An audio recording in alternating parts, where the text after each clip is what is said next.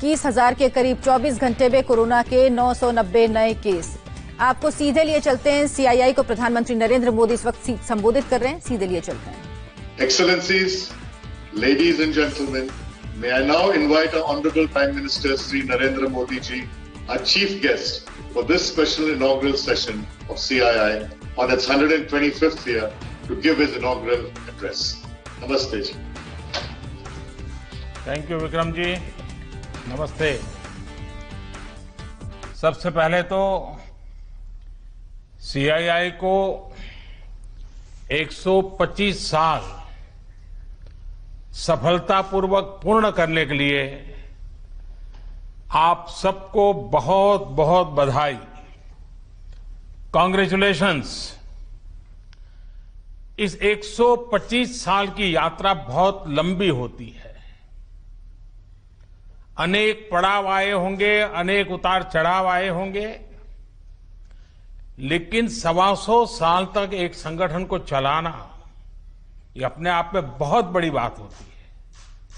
उसमें समयानुकूल परिवर्तन आए हैं, व्यवस्थाएं बदली है, और पहले तो मैं इन 125 साल में सीआईआई को मजबूती देने में जिन जिन लोगों ने योगदान दिया है, वैसे सभी पूर्व के आपके महानुभावों को भी इस समय बधाई दूंगा। जो हमारे बीच नहीं होंगे उनको आदरपूर्वक नमन करूंगा, और भविष्य में इससे जो संभालने वाले हैं उनको अनेक अनेक शुभकामनाएं भी देता हूं। कोरोना के इस टाइम पीरियड में इस तरह के ऑनलाइन इवेंट्स शायद यही एक न्यू नॉर्मल बनते जा रहा है, लेकिन ये भी इंसान की सबसे बड़ी ताकत होती है कि वो हर मुश्किल से बाहर निकलने का रास्ता बना ही लेता है। आज भी हमें जहां एक तरफ इस वायरस से लड़ने के लिए सख्त कदम उठाने हैं, वहीं दूसरी तरफ इकोनॉमी का भी ध्यान रखना है।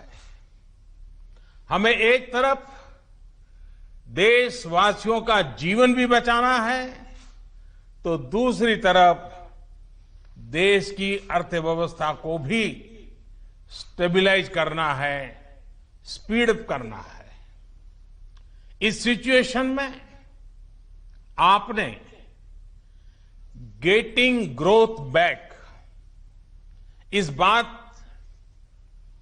को प्राथमिकता दी है, और निश्चित तौर पर इसके लिए आप सभी भारतीय उद्योग जगत के लोग बधाई के पात्र हैं। बल्कि मैं तो गेटिंग ग्रोथ बैक से आगे बढ़कर ये भी कहूंगा कि यस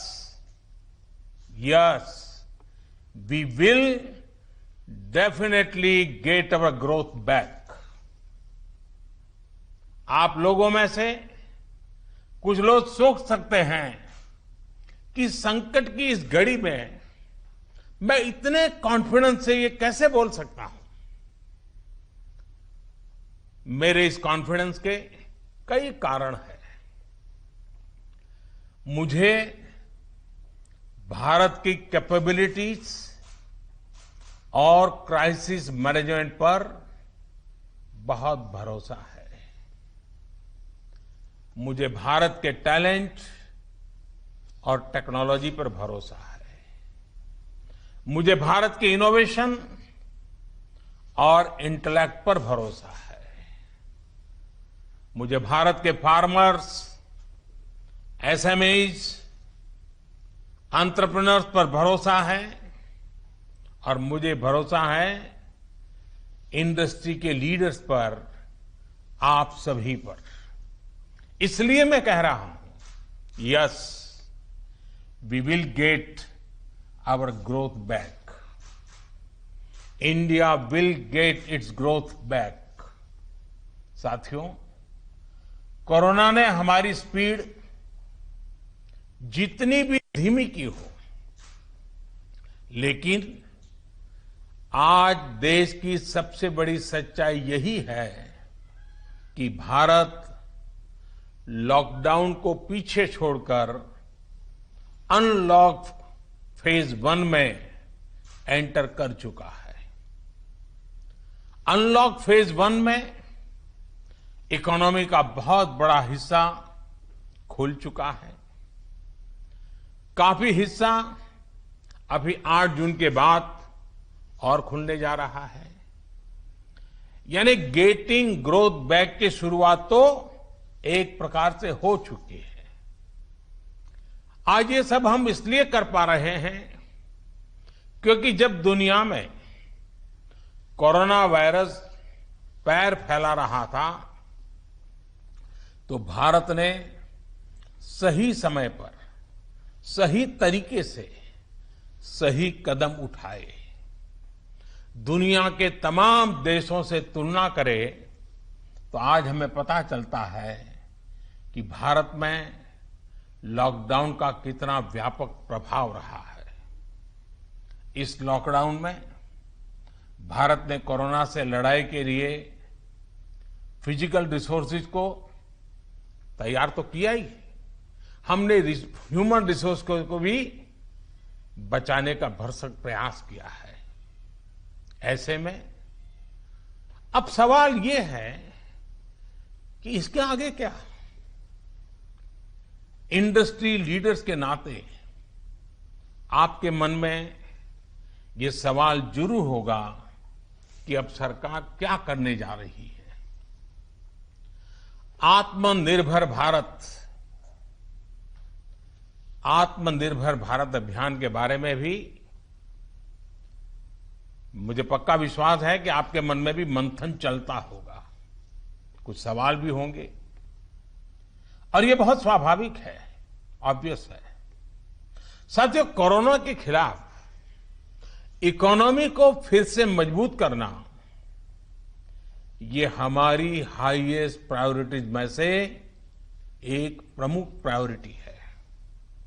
इसके लिए सरकार जो डिसीजंस अभी तुरंत लेने जरूरी है वो तो एक के बाद एक ले ही रही है, लेकिन साथ साथ में ऐसे भी फैसले लिए गए हैं जो लॉन्ग रन में देश की मदद करेंगे। साथियों, प्रधानमंत्री गरीब कल्याण योजना ने गरीबों को तुरंत लाभ देने में बहुत मदद की है।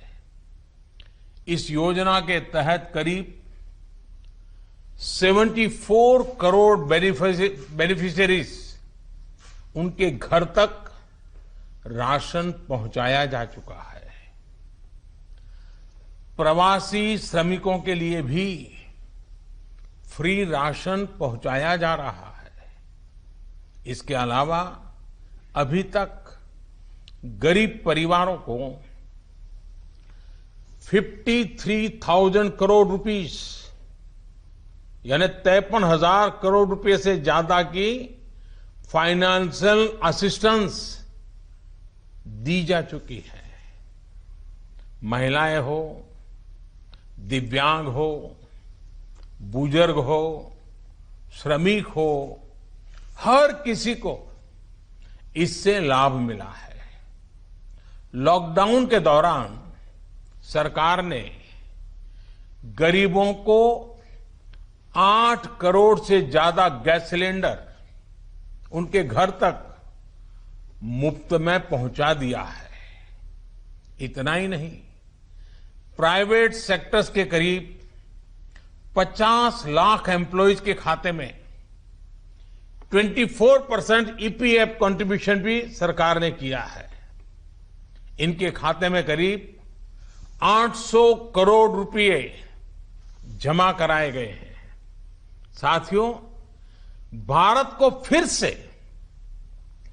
तेज विकास के पथ पर लाने के लिए, आत्मनिर्भर भारत बनाने के लिए 5 बातें बहुत आवश्यक है। इंटेंट, इंक्लूजन, इन्वेस्टमेंट, इंफ्रास्ट्रक्चर और इनोवेशन। हाल में जो बोल्ड फैसले लिए गए हैं, उसमें भी आपको इन सभी की झलक मिल जाएगी। इन फैसलों के साथ हमने तमाम सेक्टर्स को फ्यूचर रेडी किया है।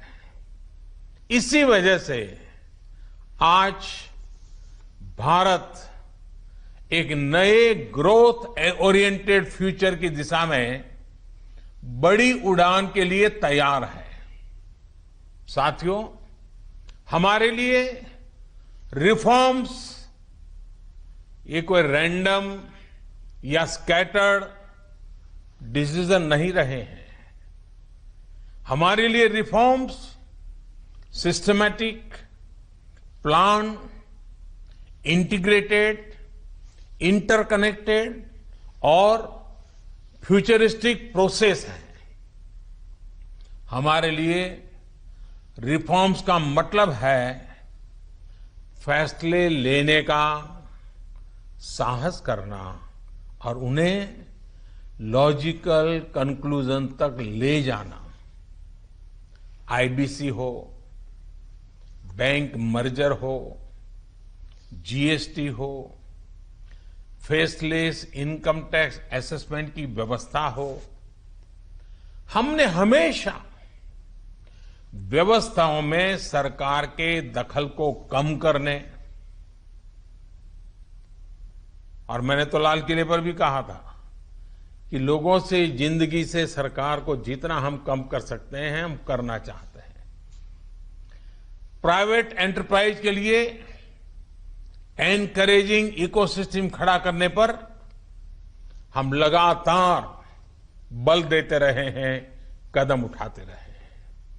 इसी वजह से सरकार आज ऐसे पॉलिसी रिफॉर्म्स भी कर रही है जिनकी देश ने एक प्रकार से उम्मीद भी छोड़ दी थी।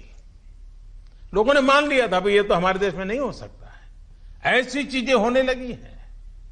अगर मैं एग्रीकल्चर सेक्टर की बात करूं तो हमारे यहां आजादी के बाद जो नियम कायदे बने उसमें किसानों को बिचौलियों के हाथों में छोड़ दिया गया था।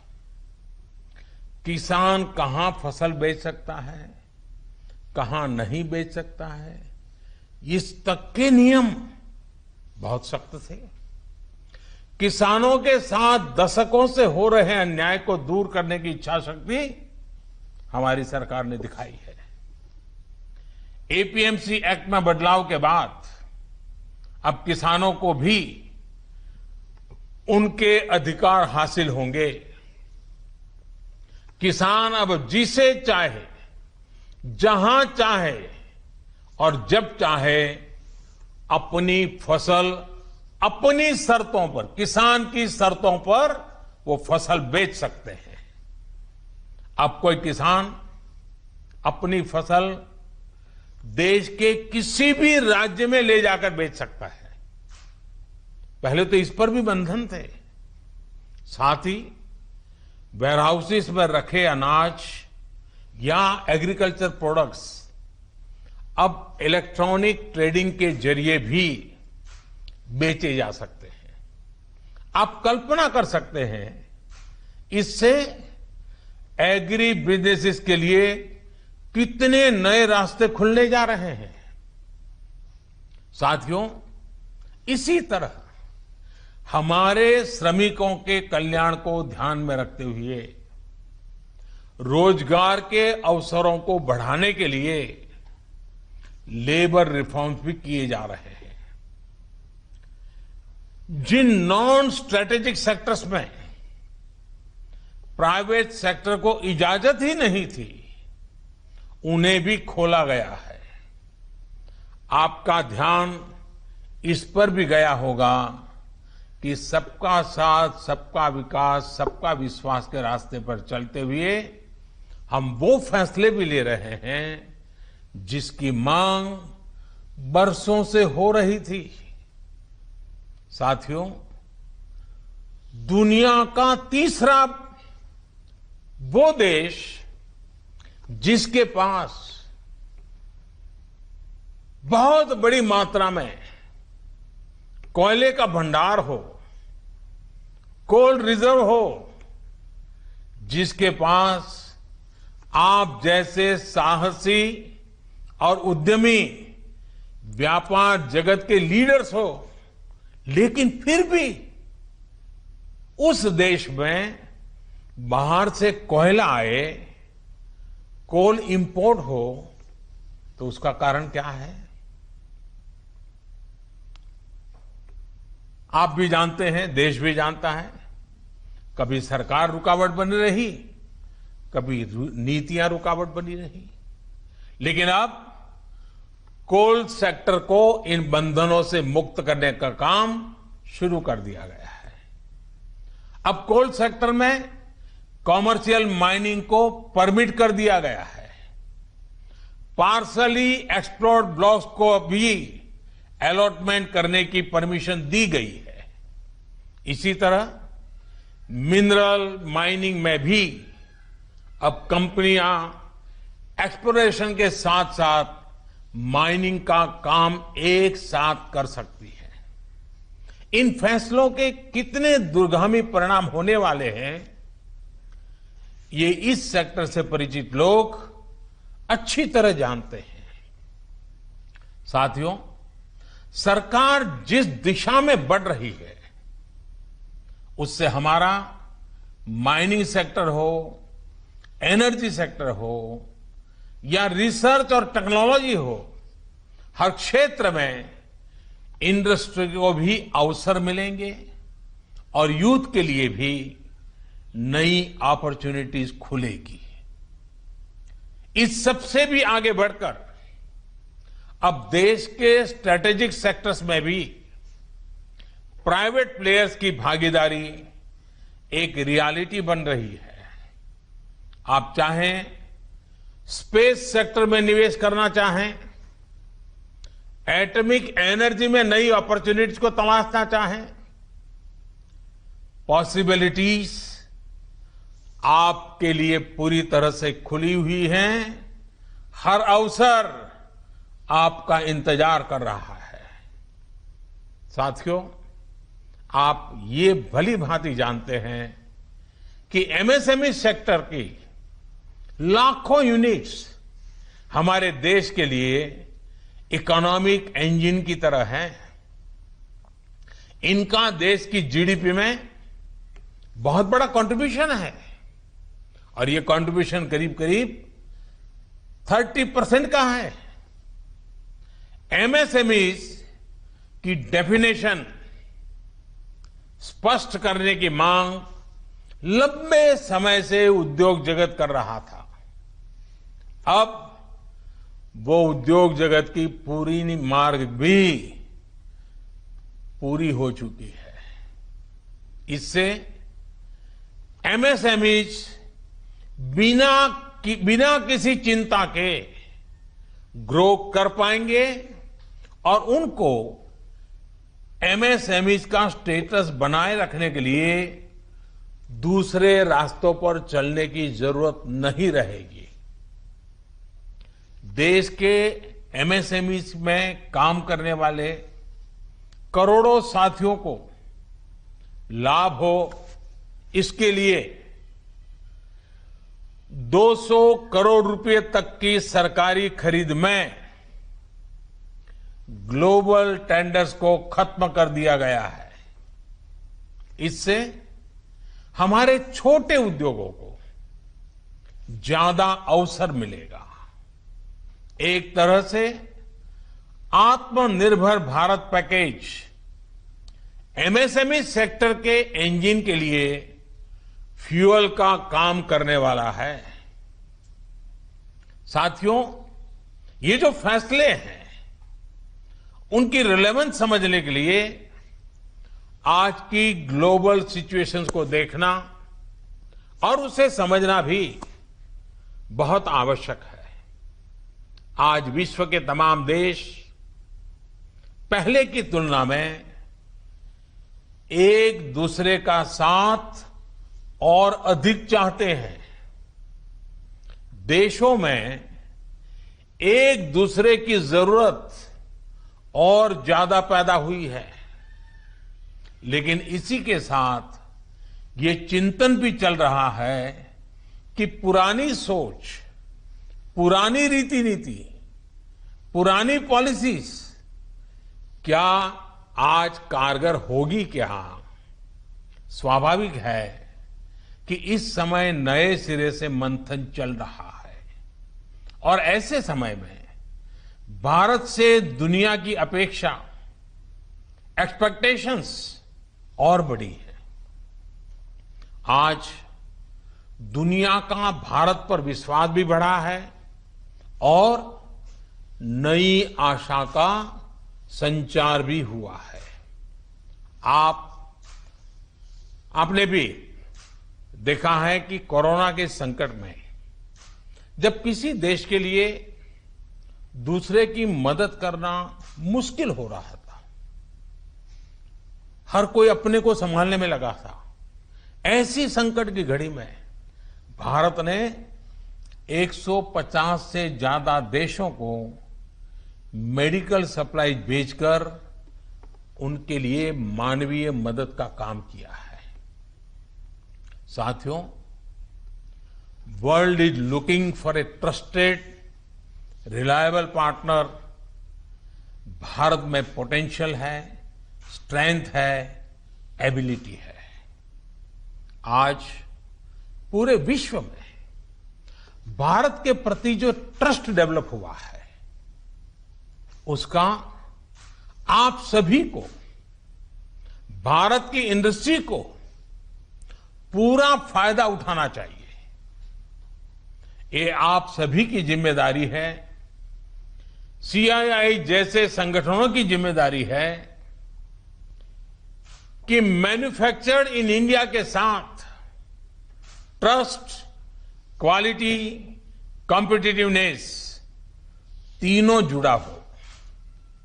आप 2 कदम आगे बढ़ाएंगे, सरकार 4 कदम आगे बढ़कर आपका साथ देगी।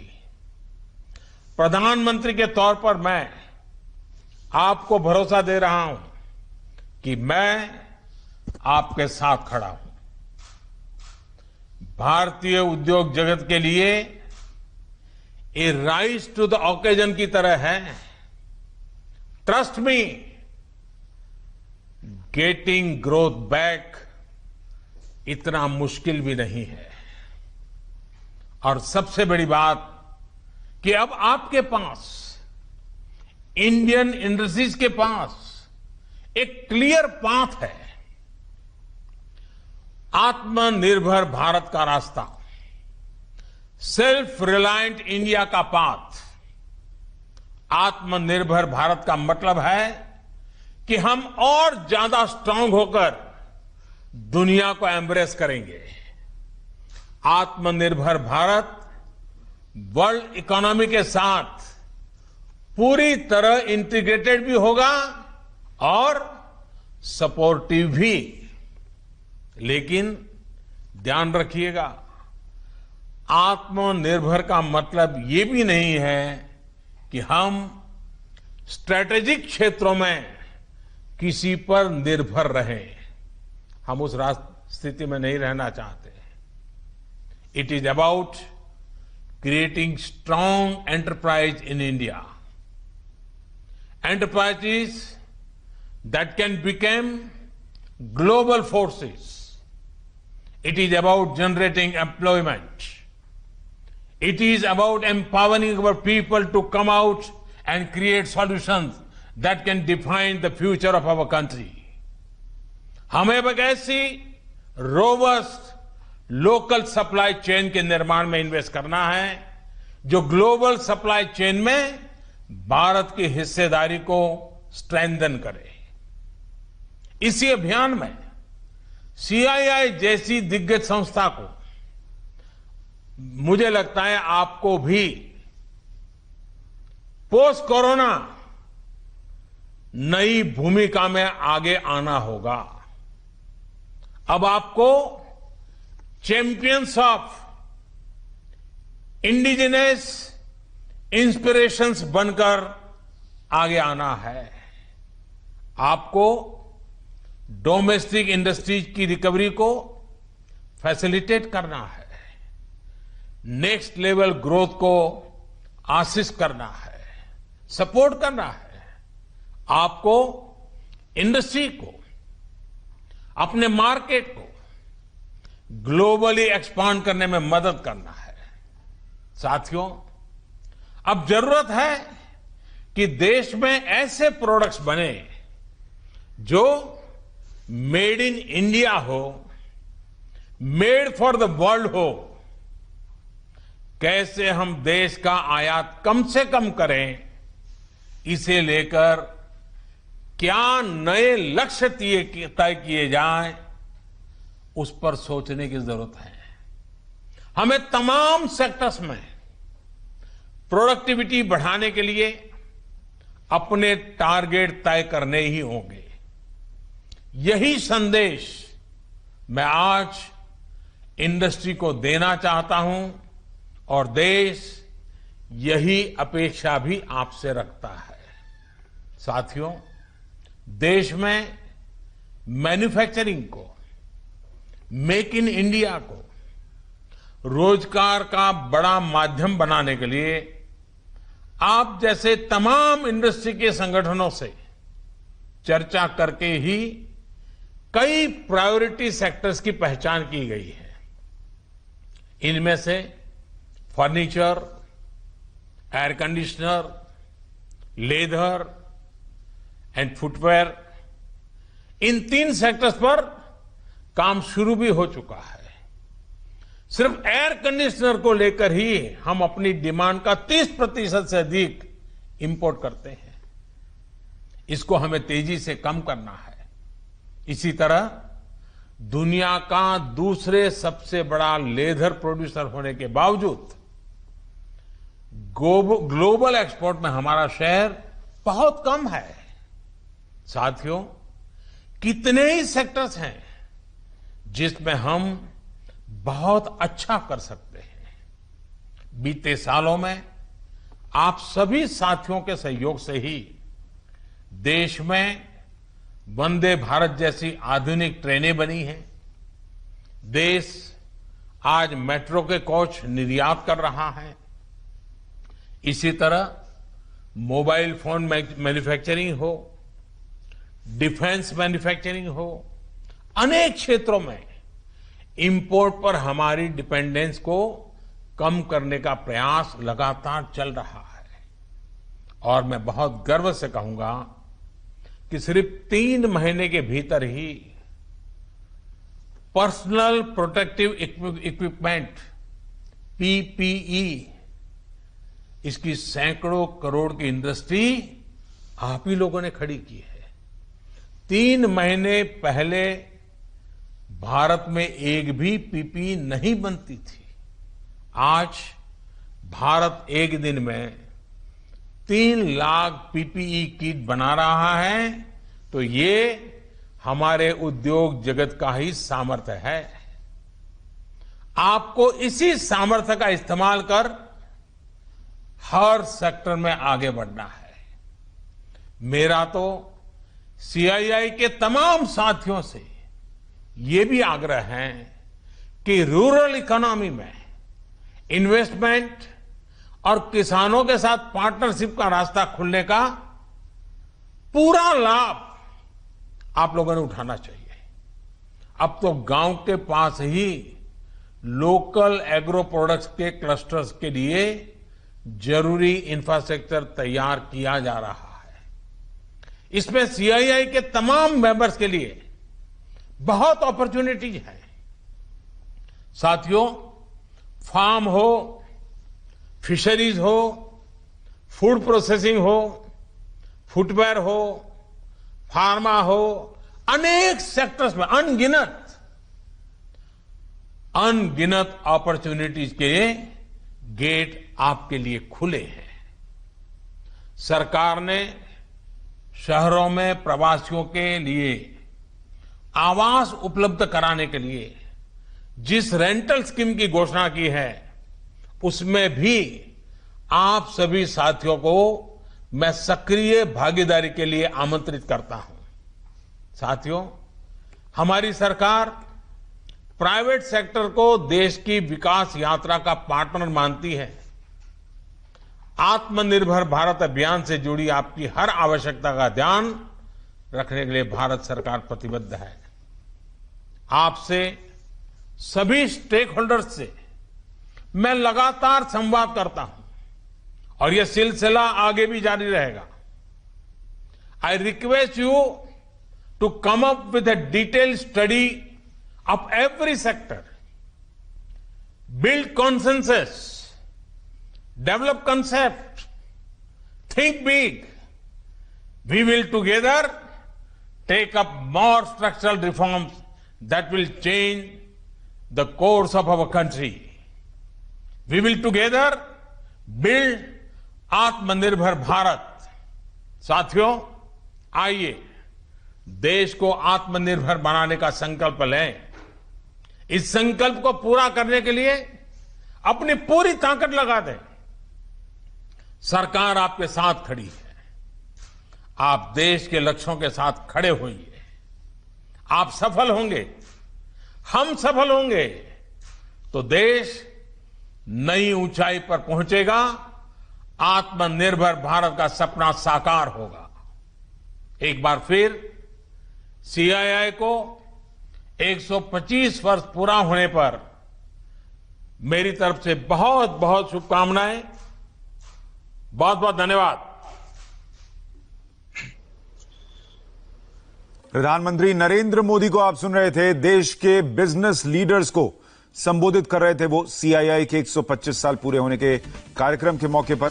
और बड़ी बात उन्होंने कही, make in India made for world. उन्होंने कहा आत्मनिर्भर भारत में प्राइवेट सेक्टर की वो बड़ी भूमिका देखते हैं और वो चाहते हैं कि made in India, her product पर मेड इन इंडिया लिखा हो, लेकिन मेड फॉर वर्ल्ड भी हो। सिर्फ अपने लिए नहीं बल्कि हम दुनिया में एक्सपोर्ट करें, दुनिया में भारत की चीजों को पहुंचाएं। और उन्होंने इसके लिए पूरी विस्तृत जानकारी दी कि कैसे किन किन सेक्टर में प्राइवेट कंपनियां आ सकें, उनके लिए व्यवस्था की गई है। नियमों को, जो पुराने नियम थे उनको बदला गया है। एमएसएमई सेक्टर के लिए क्या किया गया है, इसको लेकर उन्होंने जानकारी दी। उन्होंने कहा कोल माइनिंग सेक्टर में अब प्राइवेट प्लेयर्स आ सकते हैं, इसकी व्यवस्था कर दी गई है। दूसरे सेक्टर्स में भी उन्होंने कहा कि सरकार चाहती है कि प्राइवेट प्लेयर्स आएं और इन्वेस्टमेंट करें।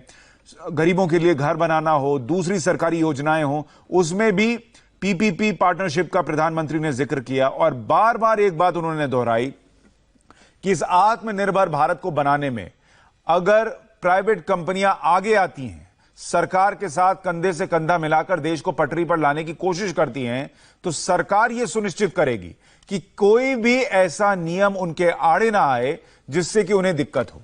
सरकार हर संभव मदद करेगी। यह बात प्रधानमंत्री नरेंद्र मोदी ने आज बार बार दोहराई। कोरोना के इस टाइम पीरियड में इस तरह के ऑनलाइन इवेंट्स शायद यही एक न्यू नॉर्मल बनते जा रहा है। लेकिन यह भी इंसान की सबसे बड़ी ताकत होती है कि वो हर मुश्किल से बाहर निकलने का रास्ता बना ही लेता है। आज भी हमें जहां एक तरफ इस वायरस से लड़ने के लिए सख्त कदम उठाने हैं, वहीं दूसरी तरफ इकोनॉमी का भी ध्यान रखना है। हमें एक तरफ देशवासियों का जीवन भी बचाना है, तो दूसरी तरफ देश की अर्थव्यवस्था को भी स्टेबलाइज करना है, स्पीड अप करना है। कि मैं तो गेटिंग ग्रोथ बैक से आगे बढ़कर ये भी कहूंगा कि yes we will definitely get our growth back. आप लोगों में से कुछ लोग सोच सकते हैं कि संकट की इस घड़ी में मैं इतने कॉन्फिडेंस से ये कैसे बोल सकता हूं। मेरे इस कॉन्फिडेंस के कई कारण हैं। मुझे भारत की कैपेबिलिटीज और क्राइसिस मैनेजमेंट पर बहुत भरोसा है। मुझे भारत के टैलेंट और टेक्नोलॉजी पर भरोसा है। मुझे भारत के इनोवेशन और इंटेलेक्ट पर भरोसा है। मुझे भारत के फार्मर्स, एसएमईज, एंटरप्रेन्योर्स पर भरोसा है और मुझे भरोसा है इंडस्ट्री के लीडर्स पर, आप सभी पर। इसलिए मैं कह रहा हूं, yes, we will get our growth back. India will get its growth back.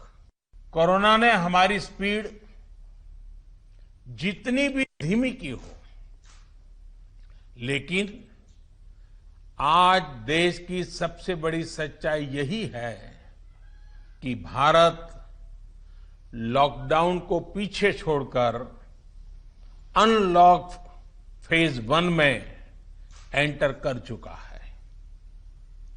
Unlock phase 1 में इकोनॉमी का बहुत बड़ा हिस्सा खुल चुका है।